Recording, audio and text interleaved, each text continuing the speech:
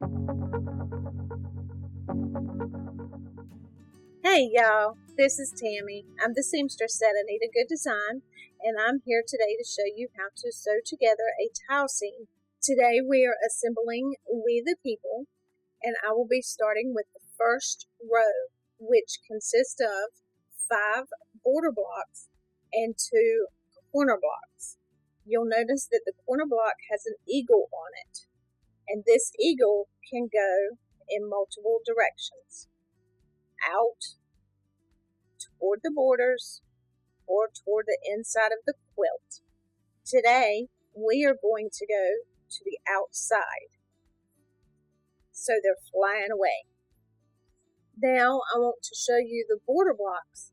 It is very important that you have every border block going in the same direction. As you can see, the motifs in each corner are different. So you want to make sure that the same motif follows from block to block. To start with assembly, we are going to take our first border block and fold over the corner block, and we're going to match up your tack down stitches to each other, and we're going to pin in place.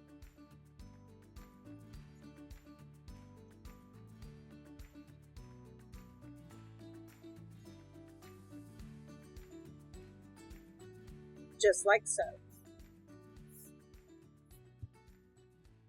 And now let's go to the machine and take a 1/2 inch seam allowance just inside your tack down stitch. Now we're going to lay the blocks under the presser foot. Take your pin out because you don't want to sew over that.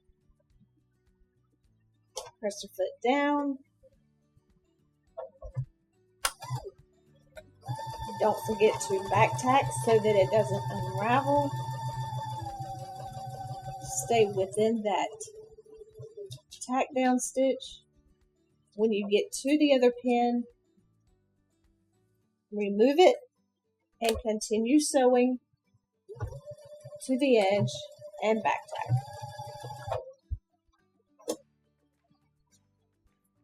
Now that we have these 2 blocks sewn together, we will continue that same process through the entire row.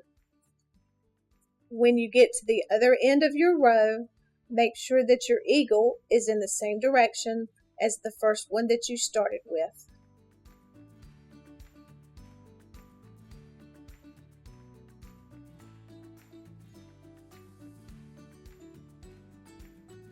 When putting your second row together, you're going to want to make sure that this motif is the same as here. Now we're going to pin these blocks together in the same manner as we did the very first row.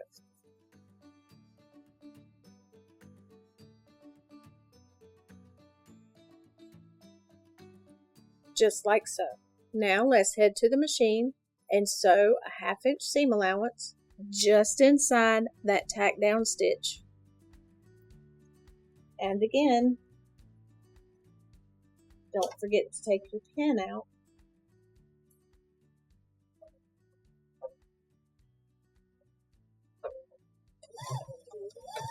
And don't forget to back tack.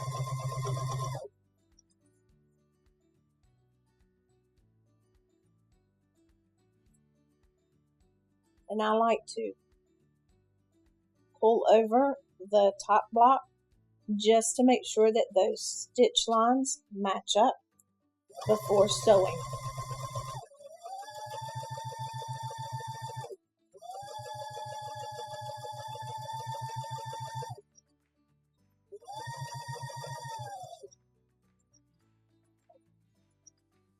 Take your pin out and back tack.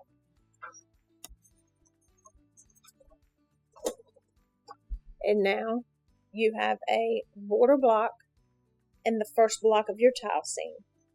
Now let's match up the seam to the other block. You have them together.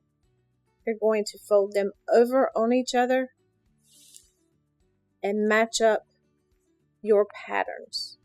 Here is one pattern and you're going to match that up to the pattern on the bottom and place a pin.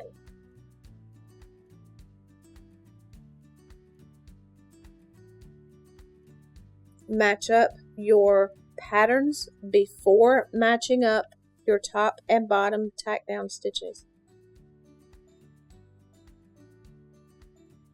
Now at this point, you will take your blocks to the machine and sew from pattern to pattern in a basting stitch, just to make sure that your pattern is matched.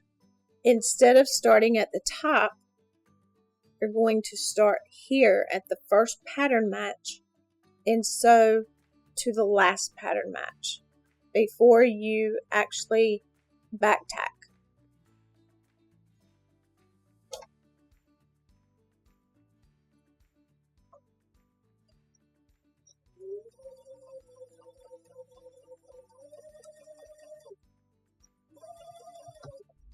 And again, take your pins out as you go.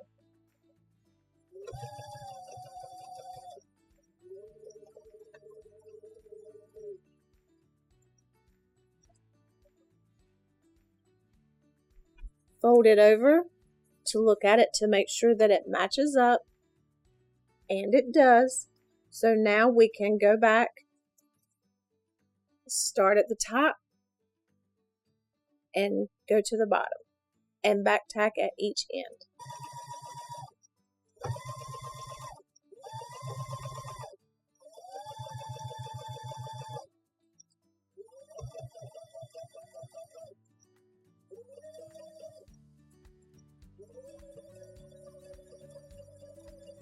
Now you have your second block to your towel seam sewn together. Continue the rest of the row in this manner.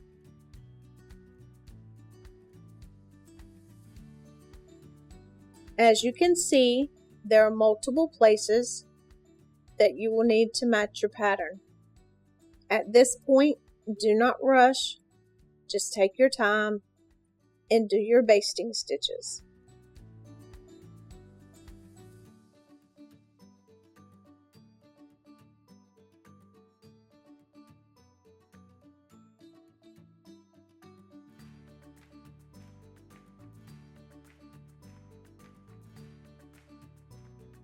If it matches up like you want it to and it looks great, continue to sew and back tack. Now you're at the end of your row, so your border block, you're going to want to be in the same direction as the first one that you sewed on this row, with the same motif to the inside.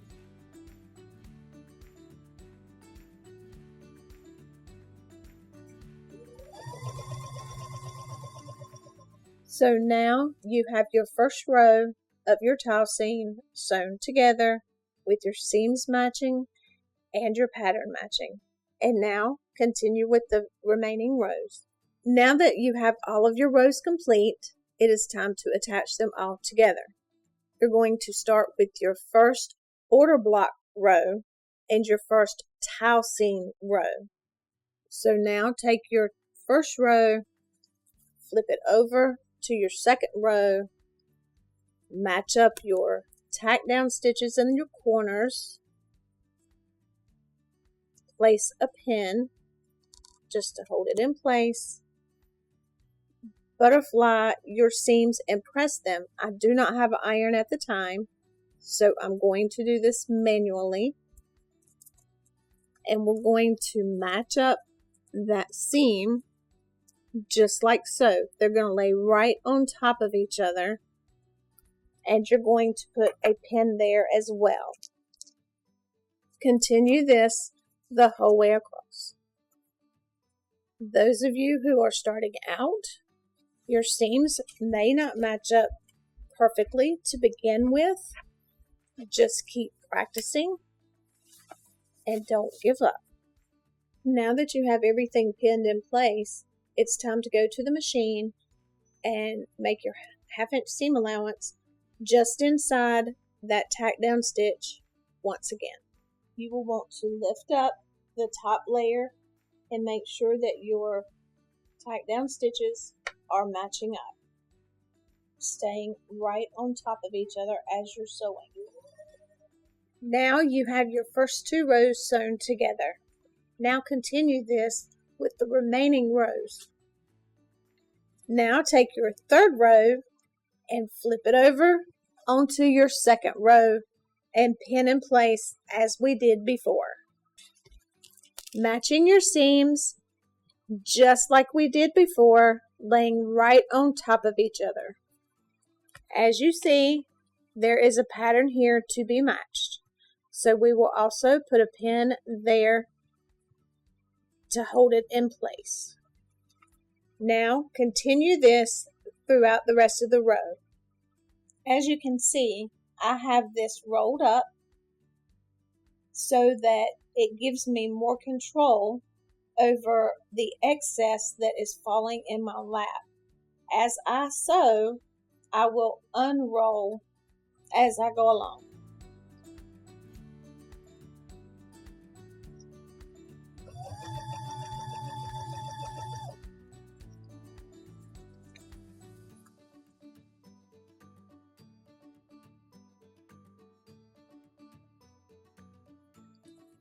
As you can see here, my star is off just a little bit, and the same way here.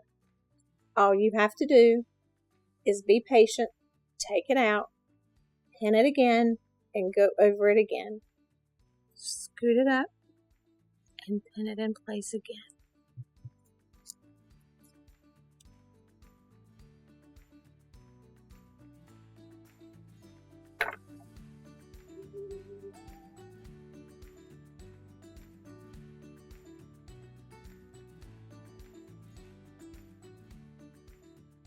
Now that you have your rows sewn together, you're going to lay your back fabric down with your quilt on top. Use your spray adhesive to spray and hold in place. Now that you have your backing spray adhesive to your quilt top, you're going to want to stitch in the ditch in each row where you have joined the rows together. When I am stitching in the ditch, I like to roll my quilt up to help keep it out of the way and ease the bulk. And now let's go to the machine and start stitching in the ditch.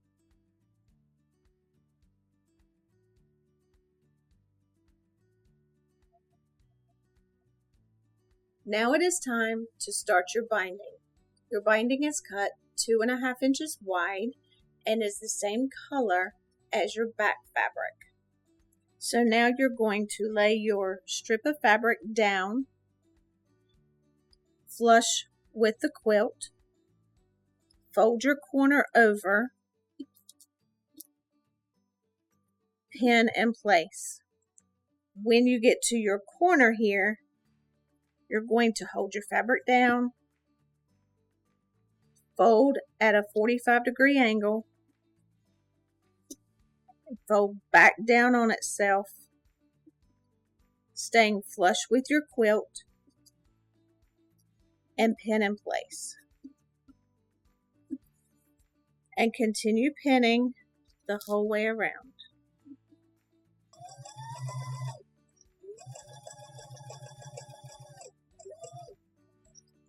When you get to your corner at your folded fabric, bring your fabric back over and sew just to the edge of the fabric.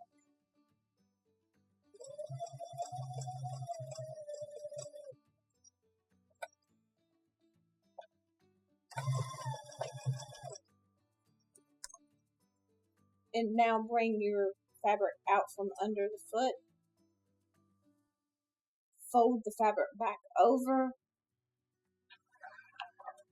Turn to go down the other side. Taking your pin out.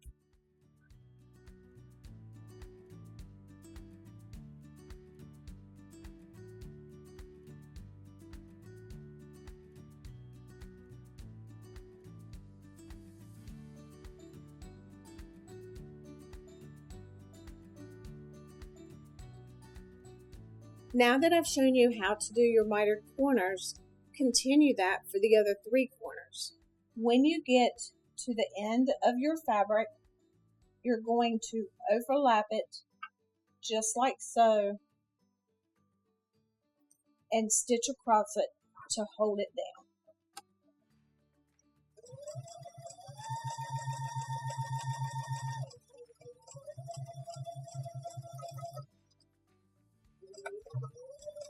And don't forget to back tack. As you can see, you've overlapped it, and when you turn for your double 1/2 inch binding, you'll have a finished edge. So now that your binding is sewn to the quilt, you're going to turn it face down and turn your double 1/2 inch binding inward.